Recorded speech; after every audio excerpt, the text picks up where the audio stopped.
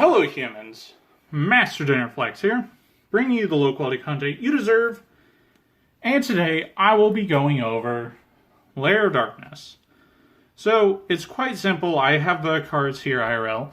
Haven't really been, since prior to Battle of Chaos, I haven't built any version of Lair without Alice. I just didn't really...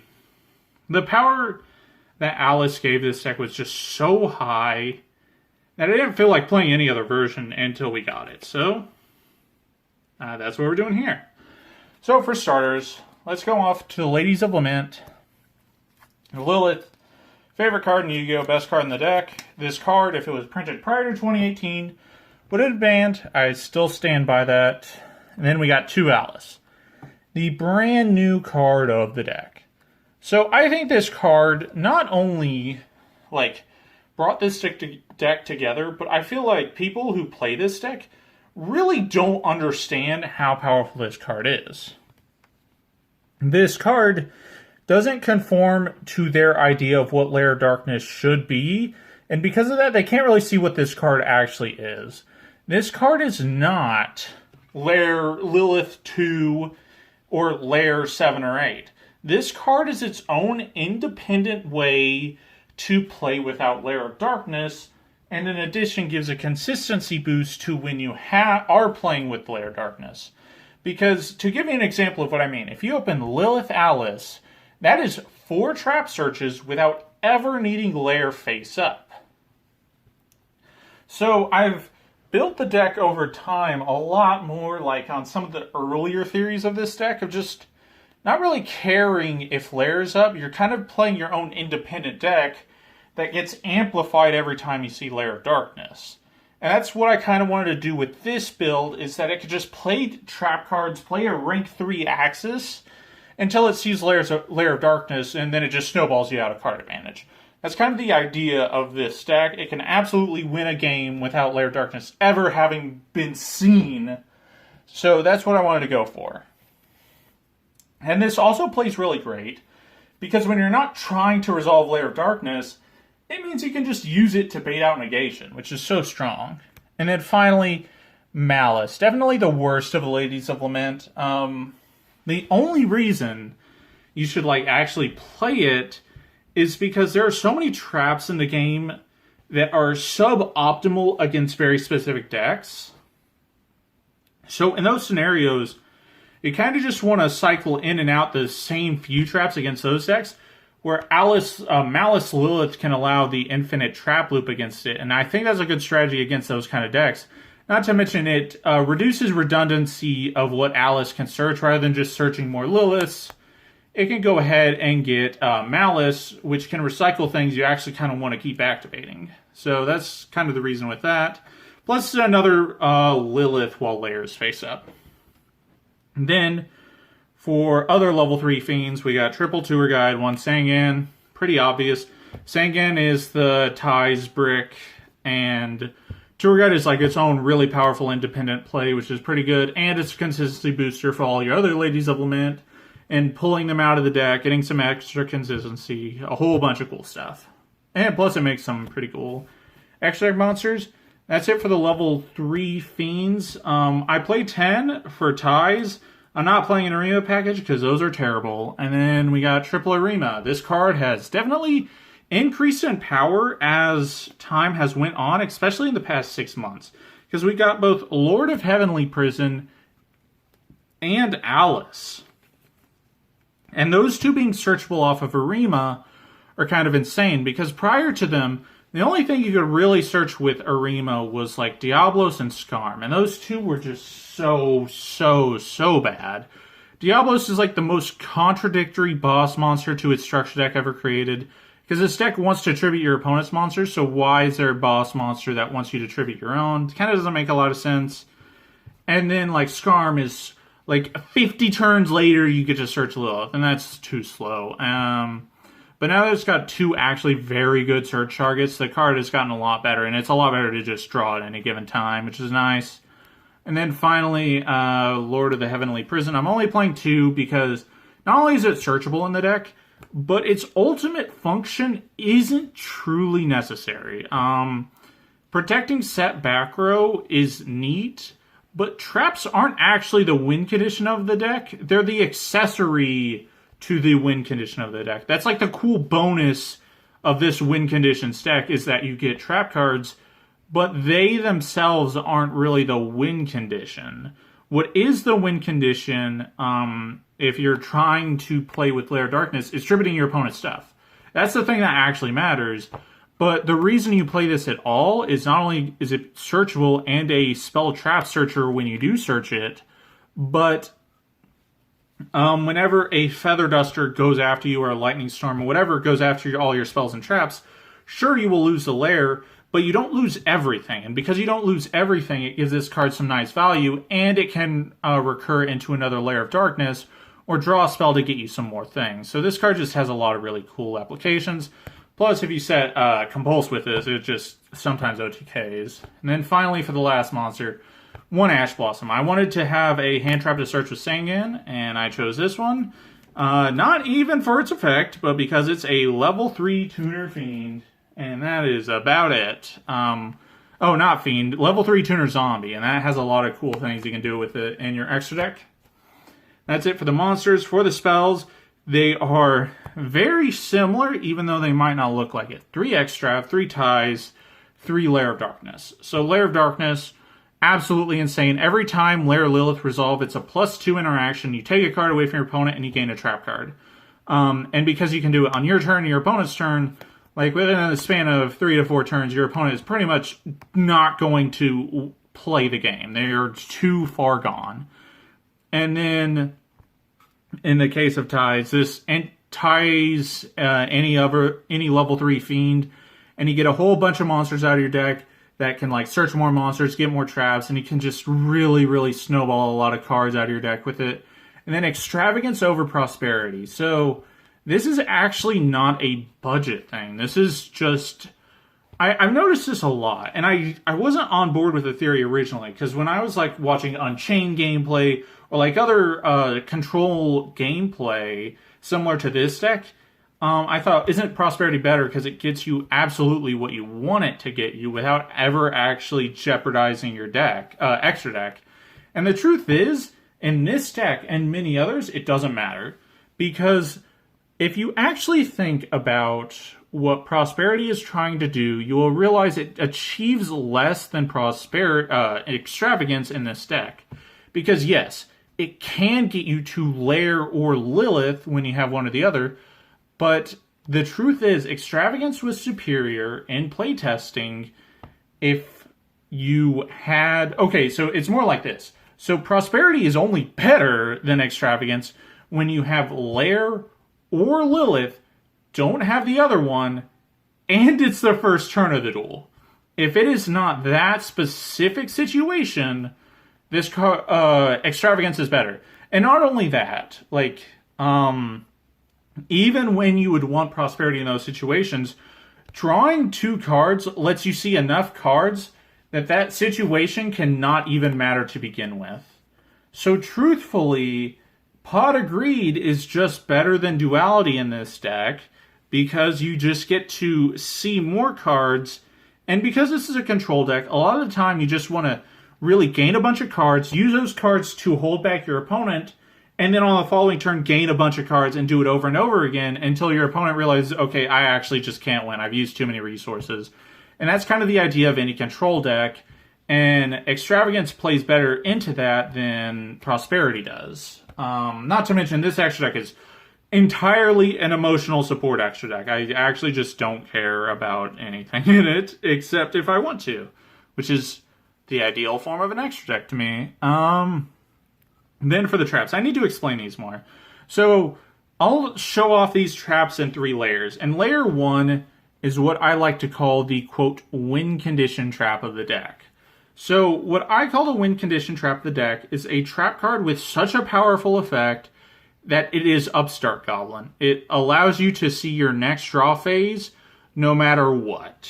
Perfect examples of this are like Sanctum, DDG, or Dimensional Barrier in a format where D Barrier is very good. you want to activate a trap that is so powerful, you know your opponent isn't really doing anything that turn, so it's Upstart Goblin because you get to see your next draw phase. That's the kind of trap I would recommend. If you were only to play one trap at 3, it would be that specific trap. A win condition trap card. A trap card that is so powerful it's Upstart Goblin. And this is layer 1 of traps. I chose Torrential because while it's the lowest form of power in that, quote, win condition trap, it is one that is always going to be that, whereas D-Barrier, DDG, and even like Sanctum has some decks where it's worthless. There's never a deck that doesn't try to summon something. And if it's not trying to summon anything, it means it's a mine deck, which this deck automatically beats because when they try to activate mine, you just chain Lilith and you have no monsters on field. Like, it's that simple. So the second layer of traps are what I want to call the Toolbox traps. These are the traps that create a very interesting dynamic to this deck, and a dynamic I see very underexplored in this deck, and that is the deck's ability to go second.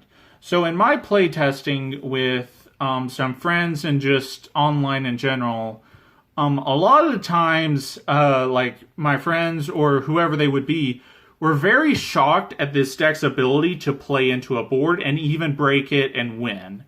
And that seems a little weird for a trap deck that prefers to go first. And yes, it is. But the truth is, you are never going to guarantee any going first ever.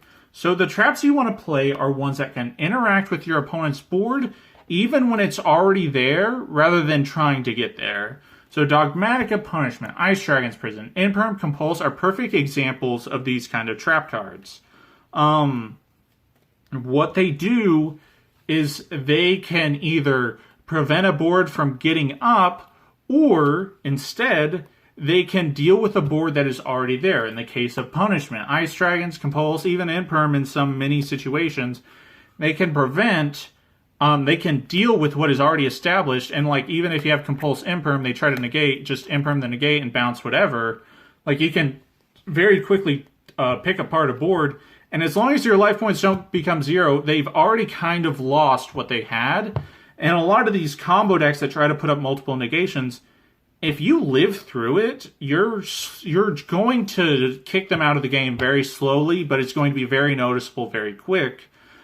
Because they need to OTK, because their negations and their gameplay is very finite. Their gameplay is very finite because there's only so many things they can have in their extra deck and like combos they can do before they run out of juice. And trap decks that play traps like these can very much capitalize on it, where they just force your opponent to rebuild and then rebuild again. And then if they built, they dismantle it and force them to do it again and again. And if they can do that, they pretty much win, because these combo decks aren't really prepared for that kind of gameplay. Which is why I call this the second layer, the interactive trap cards. And these are just so much better going into a board than any floodgate you could fundamentally imagine. Like, they're so superior. They don't always have to be normal traps like what I have here, but when they're normal traps, they're like searchable with Lilith. If you like already have your layer 1... then Lilith would really like to get to layer 2, or if you're going second, Lilith would like to get to layer 2 in general. And, like, it doesn't always have to be normal traps. Like, Solemn Strike is a perfect example of layer 2. Crackdown's a perfect example of layer 2. Just, like, there's plenty of examples of this layer that aren't normal traps, but normal traps have the benefit of being completely searched. And then finally... for layer 3, and yes, I am very aware of the pun I am making, we have what I call the spell traps. They are traps that realistically are effects that should be on spell cards, but they're on trap cards. And these layers, this layer should be very, very minuscule. It should have very little cards devoted to it, but they are searchable toolbox options with Lilith. And in the case of Trap Trick, it is just any layer you want it to be. So this one's just like whatever. It's kind of just whatever layer it wants to be. But Back to the Front is more of this layer 3 than that. And because it's like a slow spell card, it's kind of terrible to draw into things. but it keeps you in the game for a pretty long time, and a lot of the times you just need back to the front in your deck, otherwise you're going to get blown out by just having Lilith or any of your Ladies of Lent beat over, and you have no way to recover them. So you need a card like this, because there are not many monsters in this deck, and you need to make sure you can keep monsters on board. And that's it for the traps. I'm not going to go over the side deck, but I will go over the extra deck, and I'm going to explain how I build an extra deck with Extravagance. So for the extra deck, the only two ofs, which you're already going to hear is a little weird, are 2 Gloom Dark and 2 Ints. So I have a theory on how I play with Extravagance. If you have a requirement in your extra deck, such as in the case with Altergeist Hextia, then you max it out at 3. Or like Link Rebo or something that's a Link 1 that can link away Milaseek, you need to have at least 3. But then, again, in layers, then you have the 2 ofs, which are cards you would prefer to have in your extra deck, but if they're gone, it doesn't mean you can't win the game. And these are perfect examples of this in Gloomy in this deck. Because Dark can really punish not only DPE decks, which I think is going to scare away DP a lot. But it like really gives a lot of value to Lilith, because you can pretty much take your opponent's cards out of the graveyard, so Lilith never has to attribute anything that's actually yours, which is nice. And plus it enables a lot of OTK, so Gloomy's very good. Ents for punishment. So that means every other card in this extra deck is a one-of. And that's a little weird to people and how they build with Extrav. A lot of people like to double or triple up on pretty much their favorite options.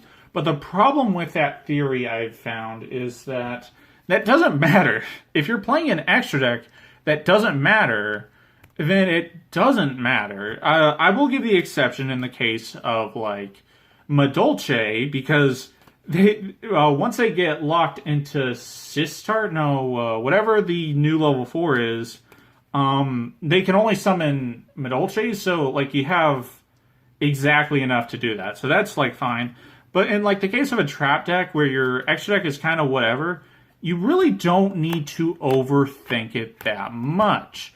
What I found I like doing a lot more than just trying to double and triple up on options I know I would like, I'd much rather have a full, well-rounded extra deck instead, because this gives you more options while it's still serving the same function as an emotional support extra deck.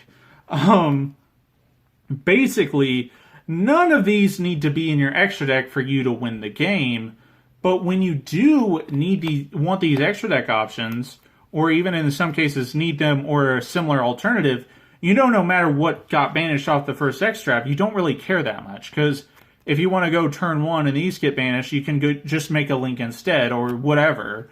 Like, you can just change around what you decide to do turn 1 when your Extravagance hits things, rather than like, oh, this thing got hit, I can't play. Like, that's not really a thing for this deck. Like, if you banish like the best 6 cards in this extra deck, it will just find an alternative if it even wants to go in the extra deck.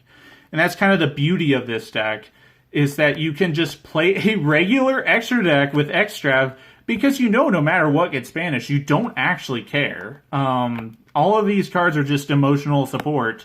They might sometimes come up, like Vampire Fascinator is pretty cool, which is why I mentioned Ash. And this one's a little weird.